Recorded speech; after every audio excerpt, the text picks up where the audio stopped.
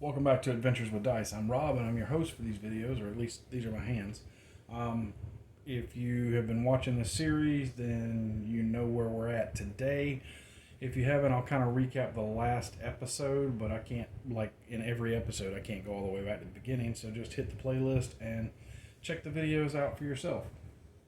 In our last episode, my character, Corinne Garrett, which is this little elf lady right here, and her companion Wolf, had found that their home, their keep, had been ransacked by a large creature, large monstrosity, and her family had been taken, so she spent quite a bit of time for a couple of days tracking, trying to find the camp of this large creature, which she determined to be an ogre.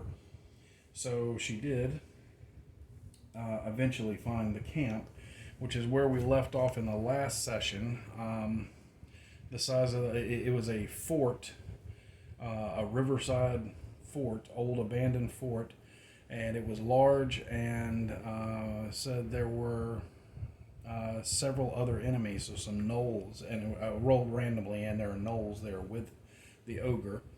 And does she see her family? Yes, they are being held here. I'm playing with the camera angle, so each week it may be a little bit different to try to give you a better view of what I'm seeing here. She only gained 2 XP in the last episode, so she did not level up, so she's still a level 1 character, but she is out in the woods looking onto the fort. The river's running this way. This is kind of the courtyard of the fort, and here's the entrance to the fort. She can't see inside the old abandoned fort, so she doesn't know what's in there yet. And we are getting ready to start session 2, or episode 3, of Adventures with Dice Solo. Alright, so we are in trouble, right? We're in trouble because she not only has the ogre to contend with, which is this big, cool looking dude here. Painted him up the other day so he would look good on camera. I don't even know if you can see that right now. But, he's over here stoking the fire, a big bonfire. The family's tied up and gagged and in this cage, and I think they got some soup going over here, maybe some gravy on the side to pour on the man witches they're fixing to make, or elf witches, I guess. Anyway, but he's over here building this fire up, getting it going. When she shows up in the woods, she sees this. She sees that there are 3 gnoll sentinels. They are roaming around. Now, neither ogres or gnolls are very smart, respectively, like intelligence 5 and 6. So they're kind of dumb. But we're going to go ahead and start. From the bushes on a nearby hill, Corinne and Thorn is the wolf, survey the situation at the old river fort below. She can see the ogre and gnolls preparing a large fire and spit for roasting. Her family locked in a nearby cage. Dun dun dun! Corinne knows that she has to act fast, but at the same time she doubts that a frontal assault would go her way. She's a first level character. A frontal assault against an ogre and 3 well-armed gnolls, probably not the best idea. So she needs to find a way to separate them, taking them out one by one. There's just too many for her to handle in a straight-up fight. So now the one thing that Corinne and Thorn have going for them is they have the element of surprise. The gnolls and the ogre, like I said, are fairly stupid, but they don't know Corinne is there, and they're not exactly tacticians, okay? Ogres have the intelligence 5, gnolls have intelligence 6, and I said to myself, okay, well, perhaps Corinne can use that to her advantage. So, rolling on the inspiration table, I said, is there anything Corinne can use in the environment to help her? So I rolled for a action, attribute, and thing, which is on the inspiration table here that I'm using from Dragonbane. And for control, I got 2, for action, I got control. For attribute, I got 7, which is dangerous. And for thing, I got 18, which is trap. So control, dangerous, and trap. So that led me to thinking she needs to control the situation. And by that, she does not need to rush into combat with all three of these because she'll just get, smashed. So in order to control the situation, she decides that she needs to lure the gnolls away from the camp, preferably one at a time, so that she can use some natural traps to try to take them out of the equation. So very much like like a Rambo movie or something. She's moving in the woods and setting traps and trying to lure the predators out and take them out before she has to face the big guy. So,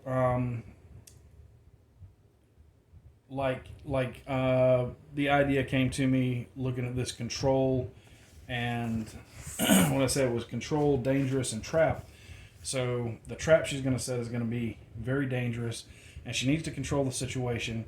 So like with branches that are spiked with her daggers that she has, pulled back really tight and held by a tripwire, so that when they are tripped, the branch will sling forward, slamming into the target and driving the blade deep into their chest. Now, that's a pretty killing blow, especially for gnolls who on average have 9 hit points, so they don't have a lot of hit points. And I said, okay, well, if she can lure them if she could set these traps and then lure them into it, then if they spring the trap, every gnoll that springs a trap is going to die. However, she only has 2 daggers and there are 3 gnolls. So let's see what happens. First, she only has the 2 daggers, so she can only set 2 of these traps. So I set the difficulty at normal.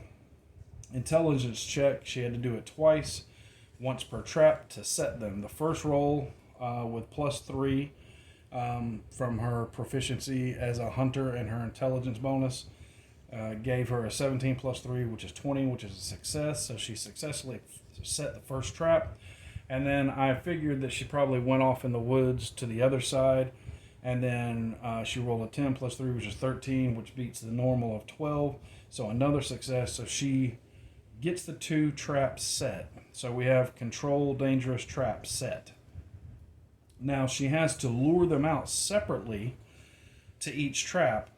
Then she has another gnoll and the ogre to deal with at that point. And I said, I think Corinne and Thorn have been setting traps and hunting together for a long time, so she'll have to roll move silently against the gnoll's passive perception, which is only a 10, to try and get in a position where she can lure the gnolls out to the traps one at a time. That way she doesn't alert the whole camp to her presence. So this is a dex check, which she has a +4 on dex, +2 for being a hunter, so she's already +6 on the roll. And the roll 1 was a 13 +6, so 19. So success. So she lures one of the gnolls out. Let's say this guy right here. She lures him out into the woods, and he fails his dex, springing the trap, which means an instant kill for him. And let's see, then we have roll 2, which is a 12 +6, 18. Again, success. So she lures another one off from another side, and she manages to take 2 of them out. Now that's fantastic because she's managed to get rid of 2 of the gnolls. However, she has to act swiftly because these gnolls are going to notice very soon, or this gnoll is going to notice very soon that the other gnolls are missing. So she has to act swiftly and deal with the other gnoll and ogre before they notice something's up, right? And keep in mind, Corinne is still out here in the woods surrounding the camp. She hasn't entered the camp yet. So I'm still not sure that she can take the ogre and the gnoll in a straight-up fight. I mean, the gnolls are armed with spears and they're armed with longbows. So she would probably get peppered running into the camp. So I thought to myself, I said, okay, well, maybe she can cause some confusion and she can see that, like the other gnolls, the one remaining, well, she sees that the other gnoll remaining has a bow, so I left one with a bow here. And what she's going to try to hide in shadows, which is one of her abilities, and fire an arrow close to the ogre. So just in this area. So she's probably going to move back in here in the woods. So she's kind of drawing a line across this way. But she's going to hide in shadows and fire an arrow close to the ogre. And hopefully he will think that the gnoll fired the arrow. So she... Where am I at? Hopefully he will think that the gnoll fired it. She knows that neither creature is very smart, and she's hoping to get them to attack each other. So, to set this up, I'm going to require her to move silently, and then she's going to have to hide in shadows to get in position to see if she can fire. So, passive perception for the ogre is an 8, and the gnoll is a 10, so not very good for either one of them. Her move silent, which is her first roll, she gets a 16 plus 6 for a total of 22. So success. So she moves silently over here, but then she has to roll hide in shadows, where I rolled a 2, which is a fail. I have no choice here but spend inspiration. So I spend my first inspiration for a reroll, and I roll, and it's a crit. So that crit, I would say, means that she gets over here, hides in shadows, and lands an arrow in him. But she doesn't. She lands. She's trying to get in a position where she can land an arrow just close enough to make him think that the gnoll fired the arrow. And with a crit, I'm going to say he definitely thinks the gnoll fired the arrow. 100% he believes this. So he's going to spin around at the gnoll. The ogre yells, "You shoot at me, dumb dog!" And the gnoll, who is confused, looks down at her bow. "Me no shoot." The ogre suddenly charges. Alright, so the ogre charges the gnoll. He's plus 4 to hit, does a d10 damage. The gnoll is plus 2 to hit, and with her spear she does d6, but her longbow is out, which does d8, but she can't fire because she's in combat right here. The ogre attacks first because she's confused. He rolls a 10 plus 4, which is a 14. He gets a hit and does 4 damage. She only has 9, remember? So that's a crushing blow from his club, slams into the gnoll. And she calls out for help to her other gnoll friends, which goes unanswered because they're dead in the woods, and she doesn't know that. Alright, so we roll initiative at this point, and I roll a 17 for the ogre. However, the gnoll gets a crit. Boom, she 20s. Now, she took over half, or about half her damage, or half her hit points in damage. So I had to ask, does she flee? And I asked the fortune chart. I'm like, does she flee? And I said it was likely. However, being likely didn't matter. I rolled a 1 and a 2, which both of those are no. So she, instead of fleeing, drops her bow, whips around with her spear, and she attacks. But she rolls a 7 and misses. Now the ogre gets to attack again. He rolls a 2 and misses. So he's not very good. The gnoll attacks. She rolls an 18 plus 2 for 20. That's a hit, and she does 3 damage to the ogre. Boom, boom, boom. Alright, the ogre attack. He rolls a 15 hit. He does 7 damage, and that kills the gnoll. Like, he smashes her down. The ogre brings his club down in a final crushing blow to the gnoll's head, ending her life. He then kicks the dead body to the side, and he's likely going to throw her on the spit and roast her later too, because you know he's not above eating gnoll. So he's going to come back over here he's not as far. He drags her body over there. Now Corinne at this point thinks this is about as good as it's going to get. So while still using cover of the forest, she draws back on her bow, hoping to get off a couple of good shots before the ogre spots her. So she rolls. She finally, the shot lines up. She's over here in the woods. The ogre gets in a position. She's still using the cover of trees. She rolls an 18 plus 7, 25. Definitely hits that ogre. Damage, she rolls a 2 plus 5 for a total of 7 points.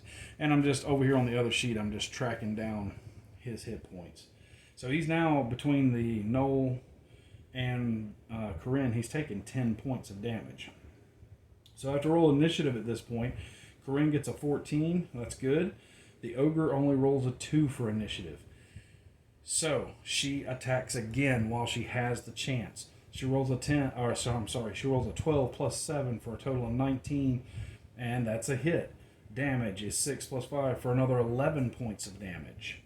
The ogre is enraged, and he's trying to spot where the attack came from. He just knows arrows are flying this way. So I asked the fortune chart, I said, does he see his attacker?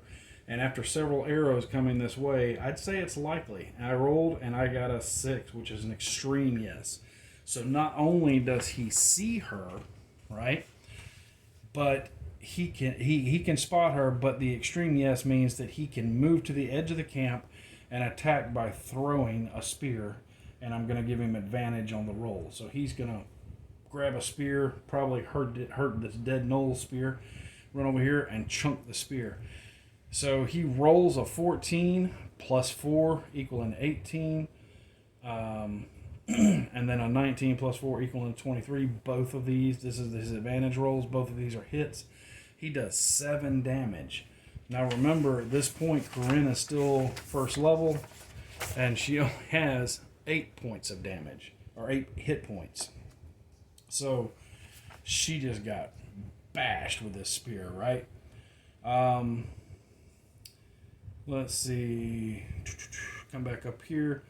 She is down to 1 hit point. Corinne screams in pain and then yells to Thorn, "Get him, boy!" Thorn, who's been easing up on the ogre, is up in the bushes over here. He bursts out of the bushes to attack the ogre. He charges, leaping from the bushes, claws and teeth tearing at the beast. His attack roll is a 9 plus 2 for an 11, which is a hit on the ogre. And he does a measly 2 damage with his claws and teeth. But hey, 2 is better than nothing. All right, so this is a tense moment right here for me when I'm playing this, right? Because she's down to 1 hit point. Her family is getting ready to be roasted.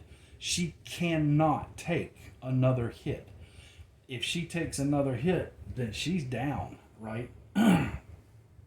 So I had to really decide what to do. She's lightheaded. She's dizzy. She's in a ton of pain. But she can see how badly wounded the ogre is as well, because he's bleeding from several wounds. She has to drop the ogre now, or she has to run.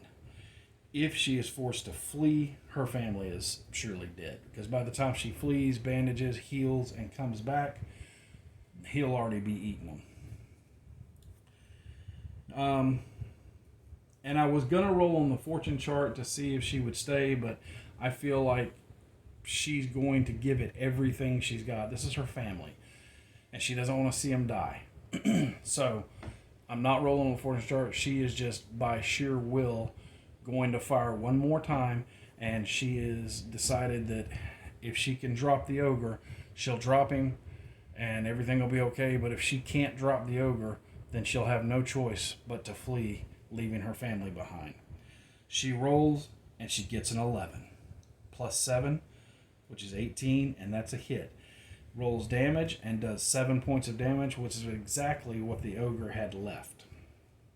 So she does, yay, drop the ogre with that final hit. He dies as her arrow sinks deep into his chest and crashes to the ground.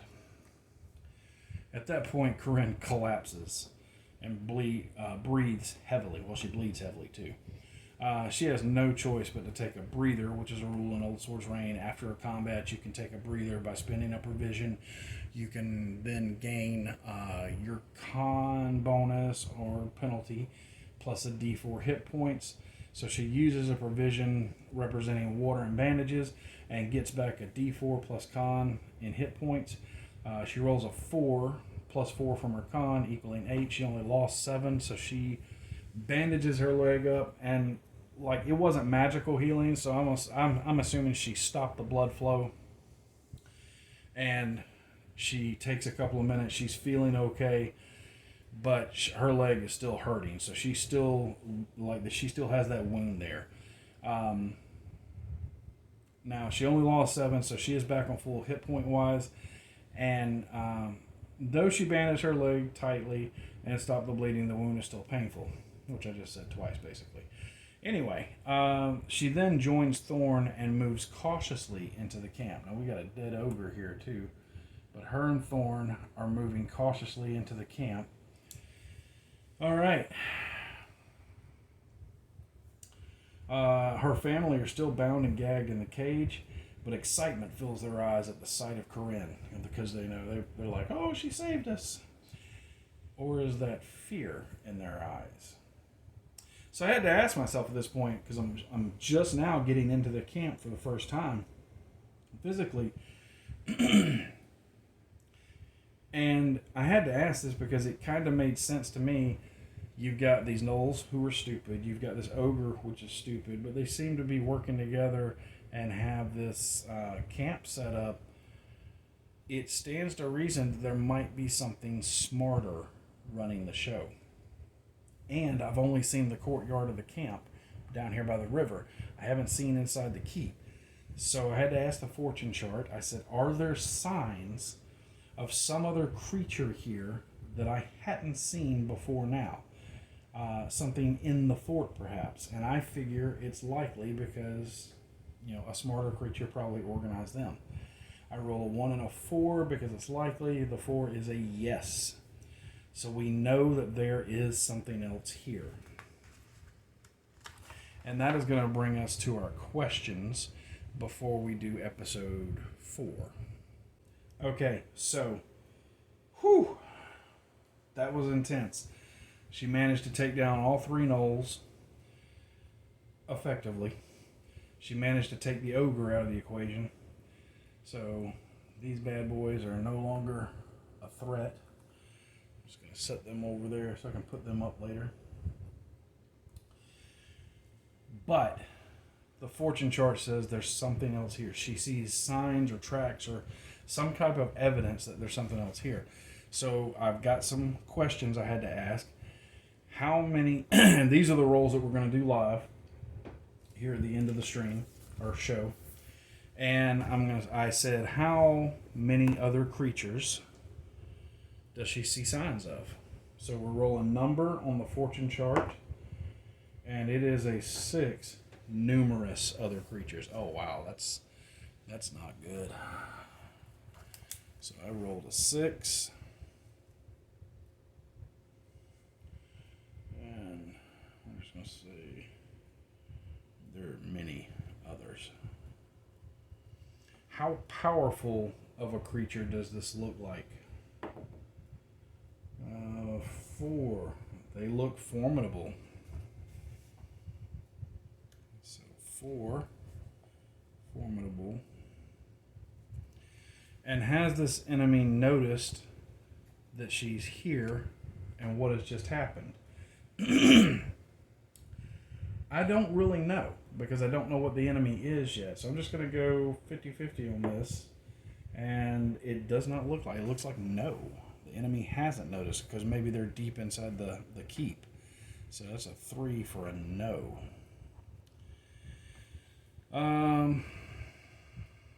Still needs to...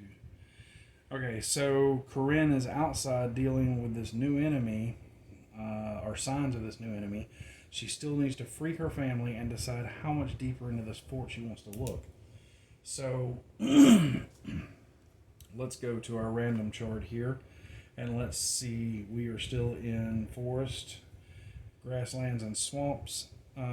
Formidable. What do we get? We get a 3. That's weird. Werewolves? All right. So she sees perhaps tracks or claw marks or whatever that reveal that there are werewolves. Maybe there's some type of cult of werewolves, and they're using these dumber creatures as lackeys. I don't know. I'm going to think about that some more and write a setup scene for episode 4. But yeah, that's pretty crazy. Werewolves. Maybe they don't know. Oh, that's cool. Yeah, maybe they don't know that who they're working for is a werewolf, and there's more than one werewolf. So it's several werewolves. Now she probably knows that there's some type of bestial person or something, but she doesn't know yet that they are in fact werewolves. So that's something we know on the GM side of it. We know that there are cultists / werewolf people somewhere deep inside the keep. And the question that Corinne is going to have to answer in the very beginning of episode 4 is, can she get her family out of here and get them to safety before dealing with this, or should she even deal with this? Because I feel like if she leaves it unchecked, they're going to come hunting revenge. But I'm gonna think about that a little more and plot out how I start session 4, and we'll see that next week when we come back for the new episode. Now, with all of that said, we're ending here, so I got to do the bookkeeping. All right, so I got to go through my questions for XP. Did she survive the session? Yes, that's 1. Did she explore a dangerous location? Yes, she did. That's 2. Did she overcome a powerful obstacle, formidable or incredible? Yes. That fella right there. Did she find any treasure of gold or better? No. Did she make it through the session without using an inspiration? Again, no. And did she overcome an encounter without a combat? Yes, she did. Even though there was damage that was dealt, she managed to take out all 3 gnolls without actually using any combat herself. Like, she never got into combat with them. 2 of the gnolls were taken out with traps she sets, and the 3rd gnoll was taken out by convincing the ogre that the gnoll had fired on him. So he goes over and bashes the gnoll. So she gets 4 XP, which brings her to a total of 6 XP. She will now spend 4 XP to level up to level 2, and she'll gain a D4 plus con hit points, which I rolled already. I rolled a 3, and plus 4 from her con. She gets 7 hit points, bringing her to a total of 15. And she gets a general feat, because I do a general feat at all the even levels on the chart, which is in the book. And I think that I'm probably going to take dodge. It's simple. It gives her a +1 to AC. But I don't know yet. I'll have decided that before I play the next session.